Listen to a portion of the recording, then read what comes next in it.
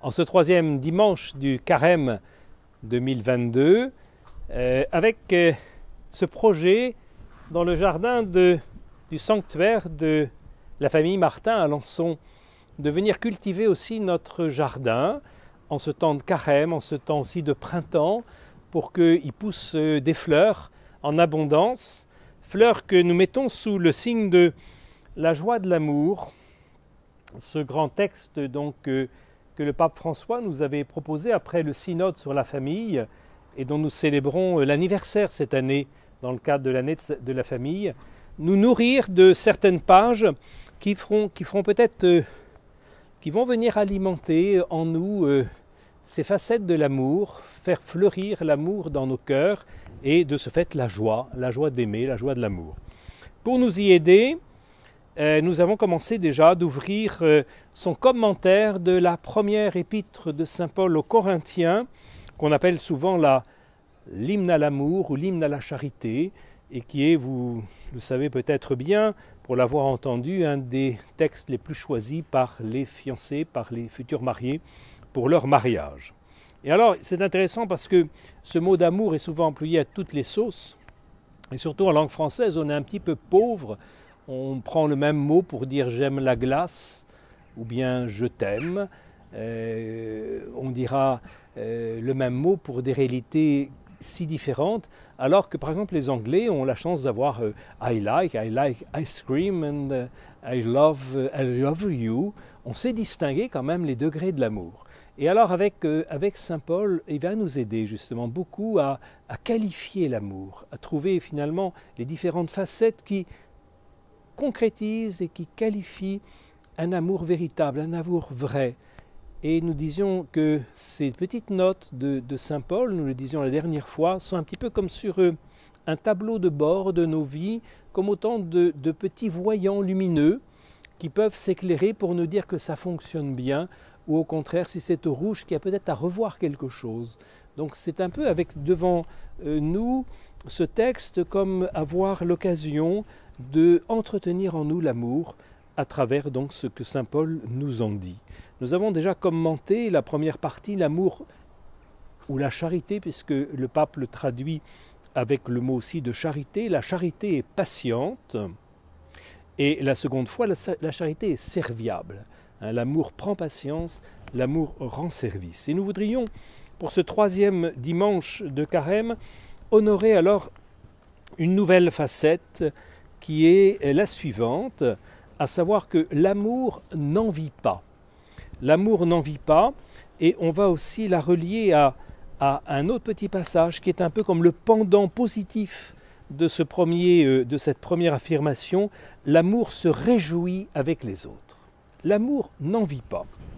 Alors le pape développe effectivement ce risque que nous courons quelquefois de ressentir, à cause de l'envie qui nous habite, de ressentir de la tristesse à cause du bien d'autrui. Au lieu de nous réjouir du bien d'autrui, notre envie, au fond, attriste en nous quelque chose qui est quand même le signe que ça ne va pas très bien, qu'on est tellement enfermé en nous-mêmes que on est jaloux, on est envieux de ce qui fait le bonheur de l'autre.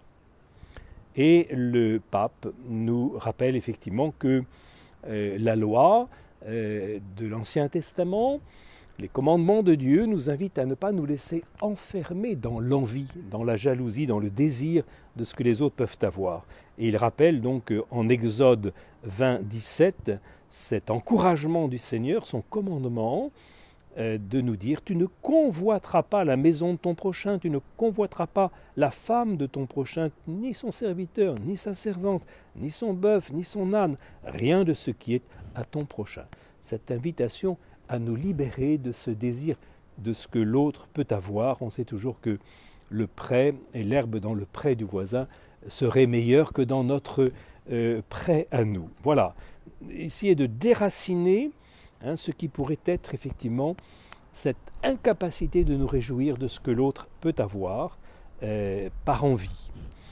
Ce qui relie à ce deuxième aspect de cette exhortation apostolique, quand il développe, se réjouir avec les autres. Oui, à l'inverse, plutôt que d'avoir de la peine de ce que les autres peuvent avoir de bien, se réjouir du bien de l'autre, quand on reconnaît sa dignité, quand on valorise ses capacités et ses bonnes œuvres. Cela est impossible pour celui qui a besoin de toujours se comparer et qui est en compétition.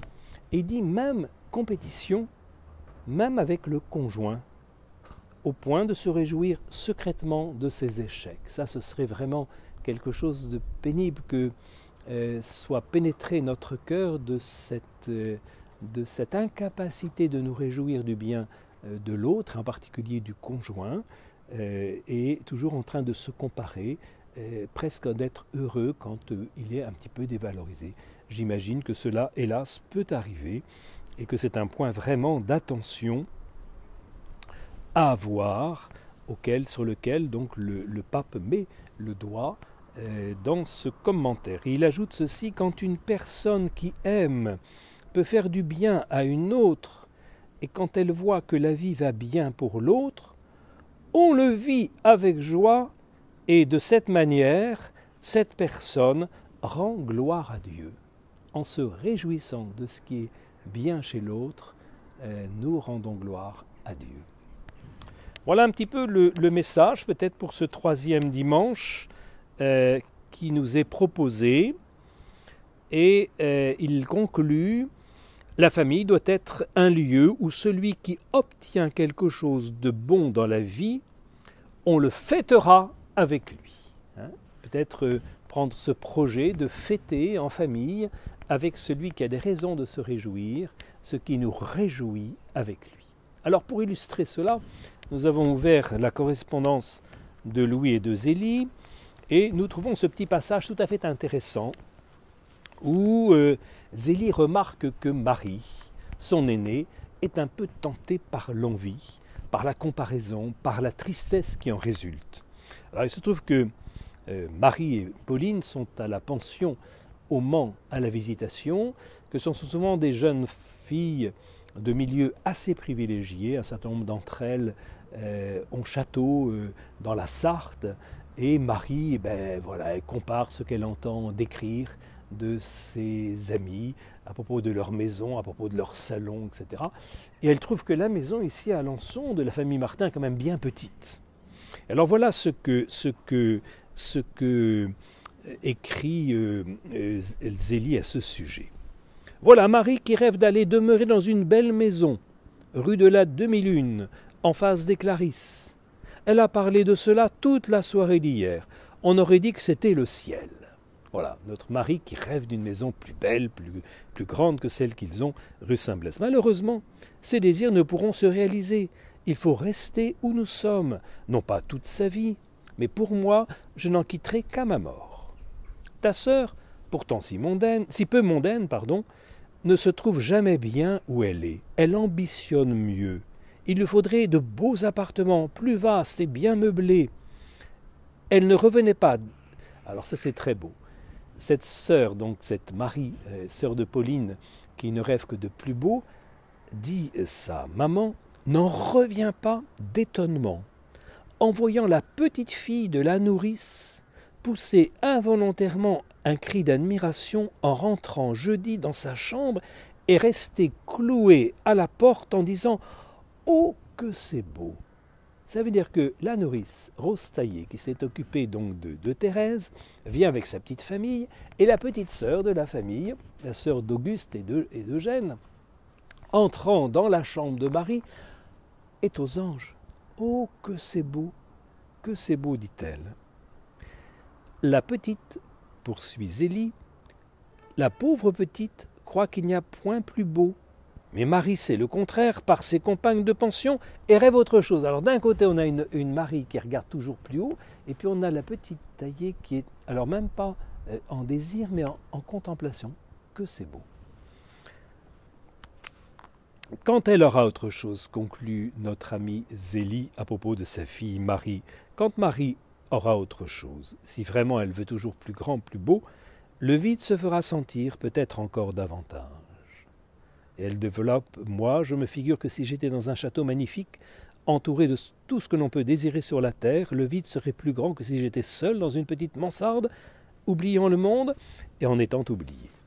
Au fond, Sainte Zélie désamorce cette culture du toujours plus qu'elle sent pousser, grandir dans le cœur de sa fille, et avec beaucoup de tact et dans d'autres lettres, essaye effectivement de la libérer de cette tentation, de l'envie, de la comparaison et de la tristesse qui bien souvent en résulte. Alors, si vous le voulez, en ce temps de carême, cultivant notre art d'aimer, cultivant notre jardin, le jardin de l'amour, pour qu'y fleurissent les fleurs véritables, essayons peut-être de mettre plutôt le focus sur l'admiration de la petite taillée. Oh que c'est beau! C'est-à-dire nous émerveiller de ce qu'il y a de beau chez l'autre, en tirer beaucoup de bonheur, plutôt que de cultiver une tristesse, à toujours comparer ce que l'on a avec ce que les autres peuvent avoir, et à toujours regretter et se laisser attrister par la comparaison. Bon week-end à tous et bonne route!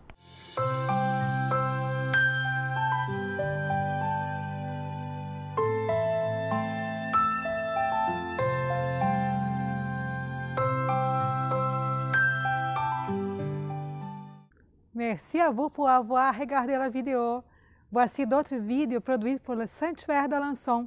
Et pour rien manquer à notre actualité, abonnez-vous juste ici.